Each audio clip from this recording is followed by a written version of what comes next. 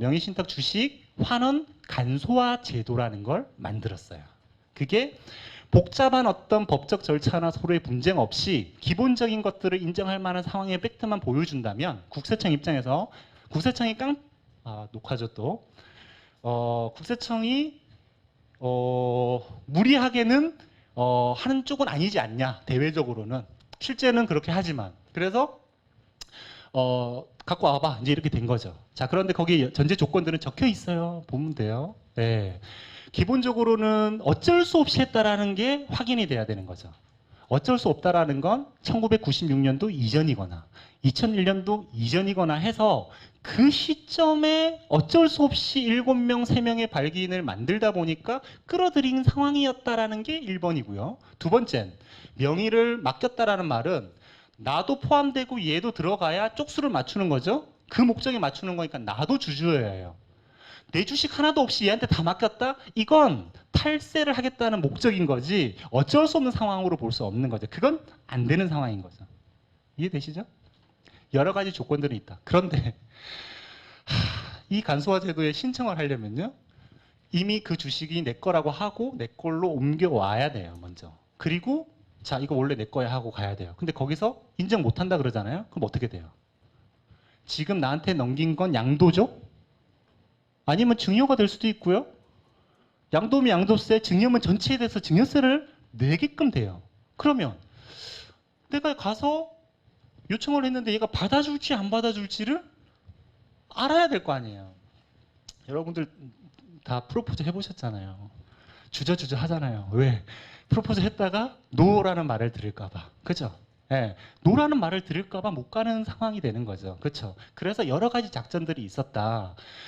간소화 제도를 이용하는 게 필요할 때도 있고, 그리고 이제 증명이 필요한데 다 봤더니 할만하다 하면 저희가 진행을 그렇게 하라고 드리고, 그렇지 않다라고 하면 다른 작전을 세울 수도 있다. 좀 추가적인 것들이 필요할 텐데 어떤 게 있냐면 처음에 죽음을 납입을 내가 다 한 걸로 증명을 가지고 있을 수 있죠. 얘는 이름만 붙여진 거라고 확인할 수 있죠. 과거에는 이것만으로도 인정이 가능했는데 지금은 또 안 돼요.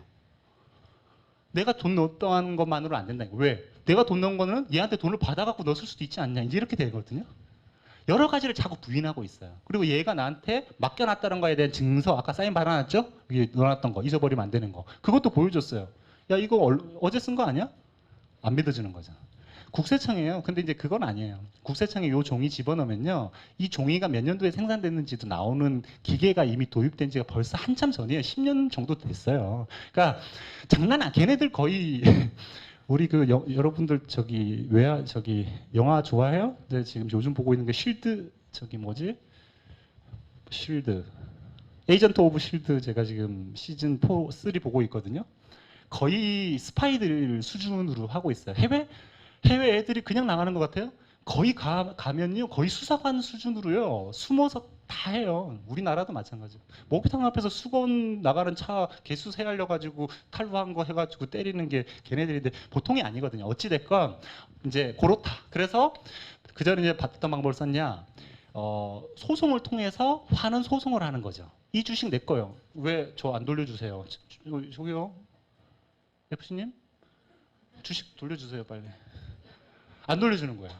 그래서 소송을 했죠. 이거 내 거다. 그래서 판결을 받았어요. 내 걸로. 그 국세청에다가 판결 받았다. 이거 내 거잖냐. 받아줬어요. 근데 국세청이 내가 꼬봉이가 이렇게 되는 거죠. 내가 법원 네 꼬맹이가 뭐 어쨌든 이렇게 된 거죠. 너희들 판결 받은 건 무슨 상관이 있냐는 거죠. 우리가 짜고 칠 수도 있어요. 그냥 할 수 있는 증명할 거리가 없으니까 제가 이제 소송을 걸어요. 내 거 돌려줘. 그랬더니 출두를 안 해요. 법원에 출두를 안 하고 거기에 대한 대응을 안 하는 거죠. 그러면 판사는 뭐래요? 기본적인 방어력을 포기한 걸로 봐서 내 손을 들어주죠. 그 행위로 해서 판결 받은 건 국세청에서 인정 안 해요, 이제. 그래서 어떻게 하냐? 더 치밀해졌죠? 내 거야 했더니 가만히 있으면 안 된다 그랬죠? 그거 제 거예요. 이렇게 반응을 하는 거죠. 그러니까 설레 이렇게 하다가 판결이 나게끔. 진짜 실제 케이스가 어떤 게 있었냐면요.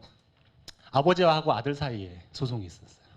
아버지가 아들한테 주식을 이렇게 한 건데 이게 발각이 된 거죠. 그래서 증여세가 나오고 이런 상황이니까 사실은 다시 회수를 하려고 한 거죠. 맡겨놓은 거다. 네. 그래서 주장을 한 거예요. 근데 자녀가 아니다. 자기 거다. 뭐 이렇게 주장을 한 거죠. 그래서 싸워가지고 결국에는 자녀 거가 돼버렸어요. 그랬더니 어떻게 돼요? 증여세 문제가 사라져버렸죠. 그리고 서로는 안 본다고 막 이러는데 알고 보면 뒤에 가서 막 너무 우위가 좋은 부자가 있고 앞에서는 막 저게 아버지냐 저게 아들이냐 막 이러고 지금 대외적으로는 그렇게 하고 그러니까 여러 일들이 있는 거야. 그래서 어쨌든 세금이 몇십억씩 깨지는 경우들은 사실은 쉬운 일들은 아니다라는 거죠. 자, 그래서 이제 뒤에 얘기를 다 드렸어요. 양도, 그 다음에 자기 주식. 자, 자기 주식은 아까 말씀드린 것처럼 제3자가 주식이 나가 있죠. 그 주식을 회사로 팔면 되죠. 그죠? 10% 나가 있는 주식이 회사로 들어왔어요. 그러면 밖에는 실제 90% 주식만 나가 있죠. 그 주식을 내가 다 예를 들어서 가지고 있어요. 10% 주식은 회사로 들어갔죠. 그 10%에 있는 주식에 대한 자산 가치는 내가 다시 가지고 있는 거죠. 그죠? 자기 주식을 취득하게 되면 또 그에 대한 절차들은 또 복잡한 게 있기는 하지만 어찌됐건 다 회수한 거나 마찬가지다. 다만 그 10억을 넘겼었을 때 또 양도세가 발생하죠. 그 세금을 내가 또 내야 되는 거죠. 내가 내줘야지 걔가 내겠어요? 안 내겠죠. 그리고 또 돈이 나갔던 그 돈을 또 회수해야 되는 어떤 숙제는 남아있죠. 뭐 슬슬 빼서 받을 수 있으면 받을 수 있고 또 그 돈을 갖고 날릴 수도 있고 여러 가지 일들은 세상에 너무너무나 많죠. 어찌됐건 기본적인 자기주식 처리할 수 있다. 그러면 본인이 직접 하면 양도세 내야 되니까 또 그 명의 수탁자가 배우자가 있겠죠. 배우자 소중히 하게 여기셔야 된다니까요. 우리가 솔루션을 하려면 배우자가 없으면 하기가 힘들어요. 배우자 있으세요? 물어보세요. 가서 바로 먼저 아니요 저 이혼했는데 어떡해요. 다시 합치시면 안 돼요. 이제 해봐야 된다니까요. 솔루션 나갈 게 별로 없으니까. 자, 그래서 다시 결혼을 시켜요. 예, 저쪽 제가 만나고 오겠다. 가서 만나보니까 대표님이 되게 반성을 하고 있더라. 한번 받아줘라. 뭘 해서라도. 아니면 새로 이렇게 결혼을 하시라. 뭐 어쨌든 뭔가 필요하다 이거죠. 그렇죠? 자, 그래서 스텝업이라고 하는 방법을 쓰면 또 양도세를 줄일 수 있는 게 6억까지는 존재할 수도 있다. 하지만 다시 되돌려 받는 거는 국세청이 이제 그거에 대해서는 증여세 물리겠다라는 쪽 방향의 문구를 갖고 있다. 아직까지 뭐 큰 사례는 없어요. 그러려고 하고 있다는 거에 굳이 우리가 또 걸릴 필요가 없으니 조심은 하자라는 개념인 거거든요. 되셨죠? 자, 그 다음에 요거를 좀 설명을 드릴게요.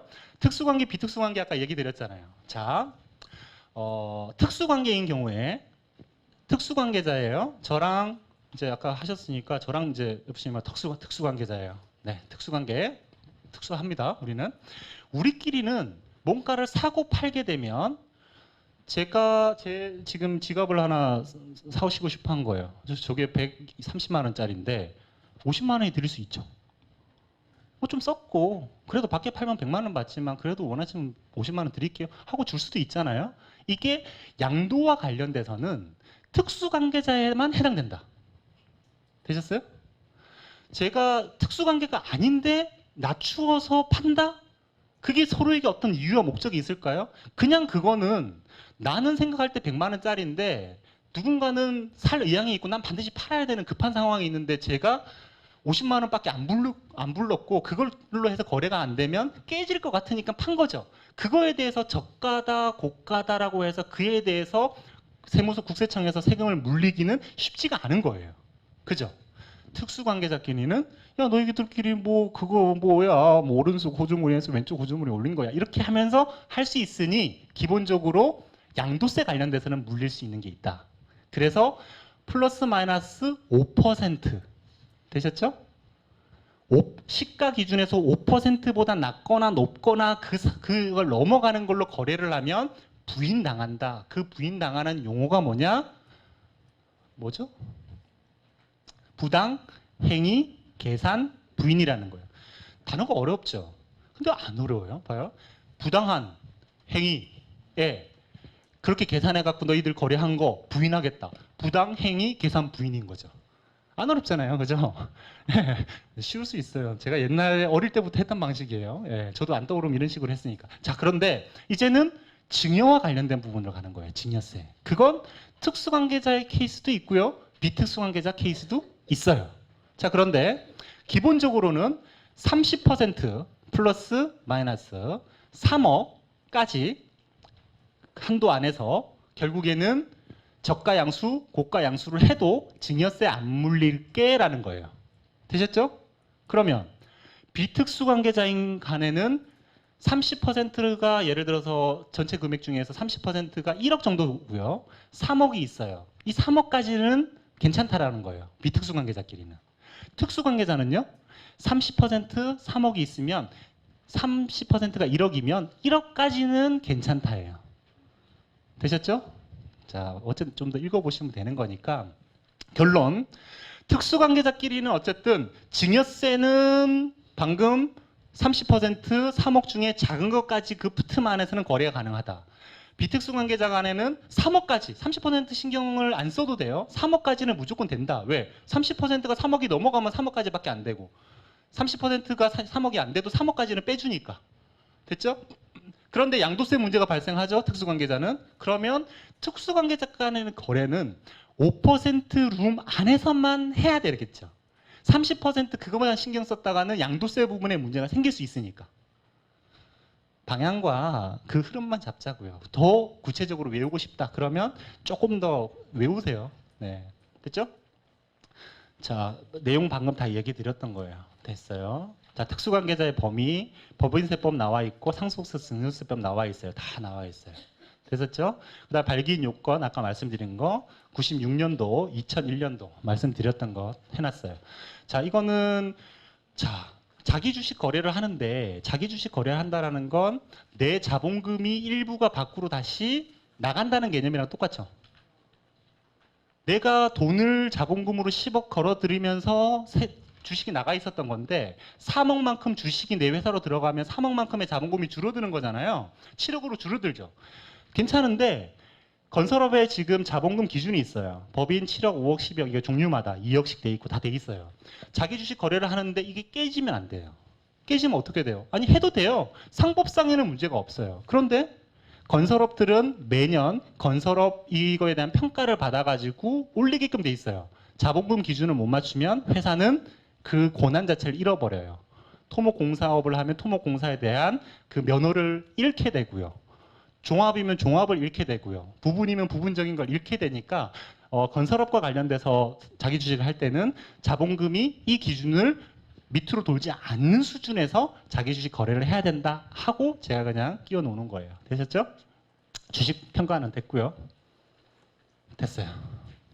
10분 쉬시죠.